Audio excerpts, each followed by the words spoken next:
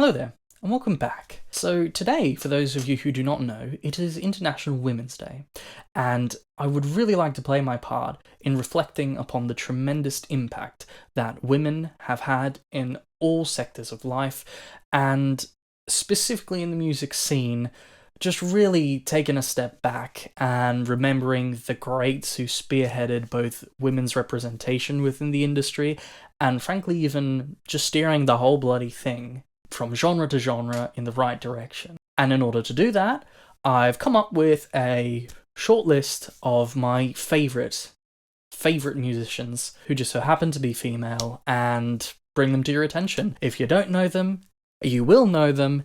If you do know them, let's just appreciate how bloody talented and amazing they are. Not going to spoil too much. And although I thought I'd never be doing this, and diving into the format of just making random lists for people, we're breaking it today because there's just too many musicians that I couldn't not talk about. And to celebrate this, strap in, grab your warm, caffeinated beverage, and join me for fun times and discussions as we caffeine up.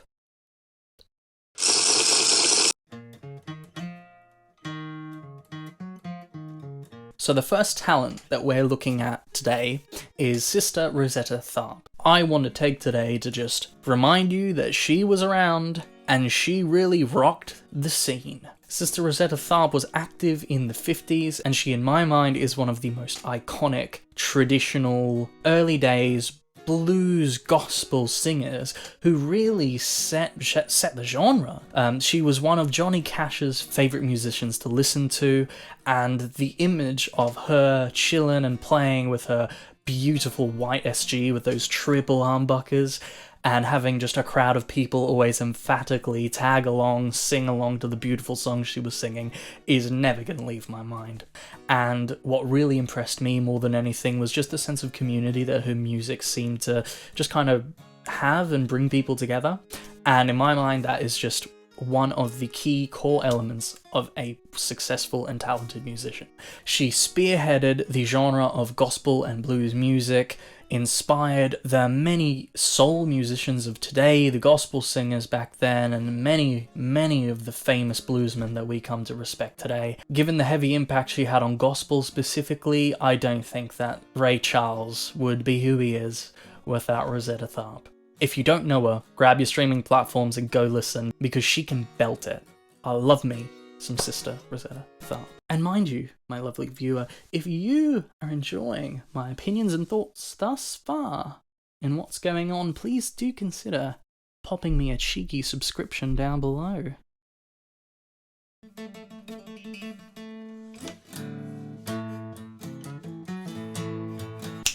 And next up, Big Mama Thornton. And for those of you who may or may not be fans of a certain Mr. Elvis Presley, you may know of a song called Hound Dog.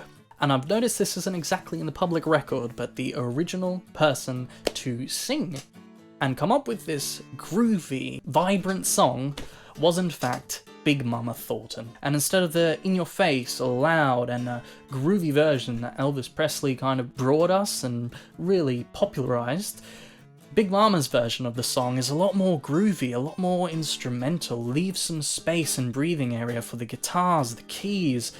The groove and rhythm is a little bit different. It's so tasty, I love it. And very much like Sister Rosetta Tharpe, who I just mentioned, she too was one of the spearheads of blues in the 60s, and challenging the domain of male artist after male artist, stepping into the scene and belting it with the passion and fire that not too many other people had. And and listening to her records in retrospect is fucking glorious.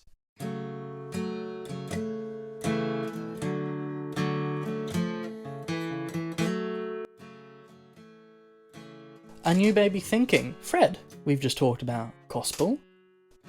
We've just talked about blues. Is there any other area in the 60s and 70s that we kind of left untouched? Well, thank you kindly for popping in, because what is an evolution of gospel and blues music, that inspiration that comes deep from within, if not soul. And in the 60s and 70s, we get to witness the rise of Nina Simone, one of my absolute favourite musicians of all time, a woman who had the ability to command the attention of an audience with such elegant and beautifully layered melodies on the piano, captured their hearts with a refined, precise, yet really deep and warm voice, and with her ability to come up with different layers and work together with others, just put together an overall project, an overall ensemble, which has just taken up residence in the hearts and minds of thousands and millions, and has not left since. And she took centre stage, writing such beautiful, deep and pensive songs which even today still hold up. Frankly, the expressive nature of Simone's writing and compositions still resonates with me today, and it's some of my favourite music to just pop on, sit back, relax, have a cup of tea, and just let take me away. And as my body just kind of sits there, chilling in the room, my mind is just taken to the next level, and I just fall in love with her music all over again, every time I pop her on.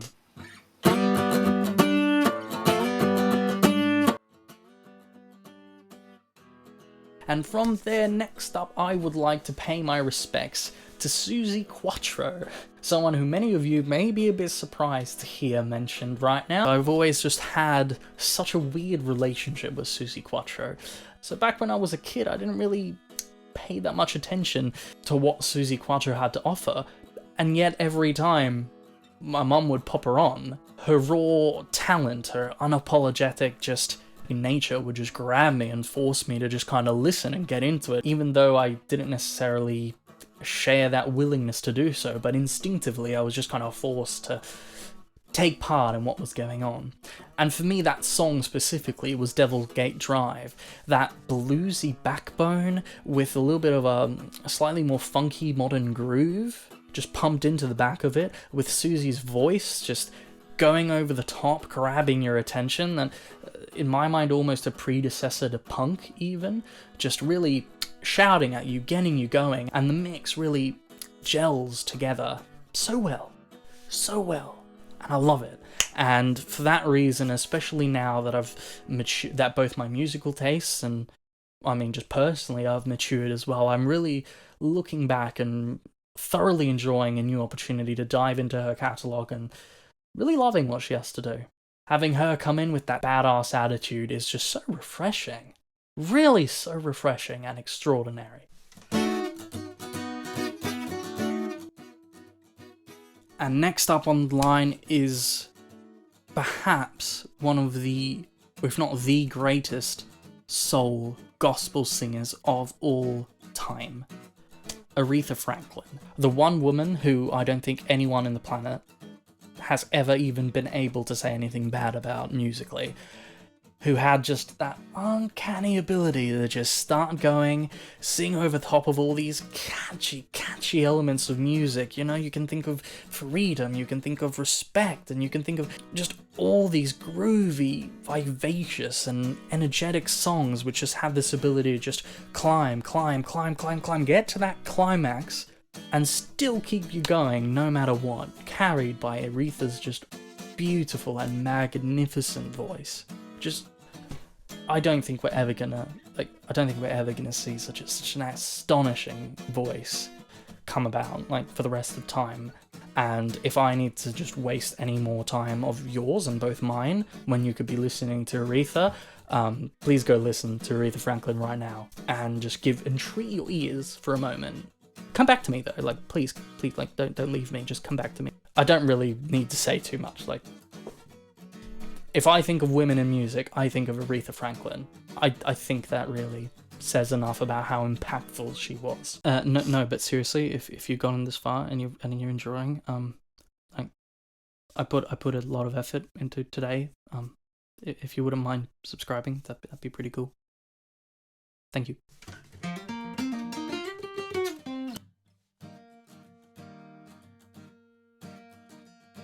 And before you go on any further and think, Fred, how are you composing a quick video about talking about your favourite artists and music, and you haven't yet mentioned Amy Winehouse?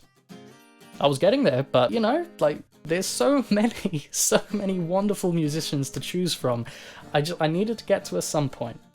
Amy Winehouse was such a unique character in my musical journey. All the songs that she came up with, which had such an interesting and groovy pocket to get behind, with her unique voice just kind of standing out above. That really warm voice, which at the same time felt a bit fragmented once it started oscillating in frequency, but was still kept its composure. That was at the same time capable of really pushing down the accelerator and going for it, but still pulling back and being able to keep you entertained and keep you fixated on that marvellous sound while still kind of going back. All coupled with just an unparalleled lyricism of someone who had an infinite passion for music, who really used it for what it is, just a release and another form of expression through all the personal troubles and general prejudice which kind of accompanied some of her issues, and we really all can't thank her enough for all that she's done. There's one more person left to talk about, and I'm going to do it quickly, mind you. I'm not going to keep you too much longer, but you may have noticed I haven't really talked about the modern scene past, I don't know, Amy Winehouse, but that's still a little bit ago if you think about it. Well, one of my favourite artists I've been listening to recently is Arlo Parks, and she released a record in late January. I'm in love with her voice, frankly, and getting to know her as well through her collaboration in the field of radio. You really get to know this character who just lives and breathes music, just knows so much about it.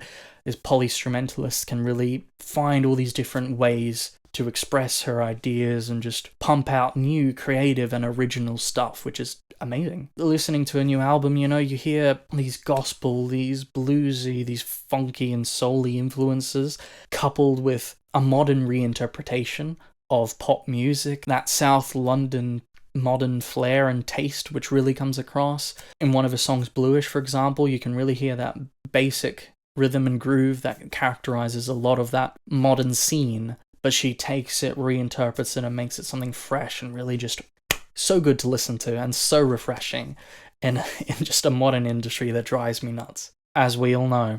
And she's my little bonus character at the end, who I'm really looking forward to and I hope can just continue to produce at such a high level, and frankly I think is going to be the example for women in music for years to come. That being said, I know I don't normally go for this format. There was probably a lot of information just getting tossed at you and tossed at you and tossed at you.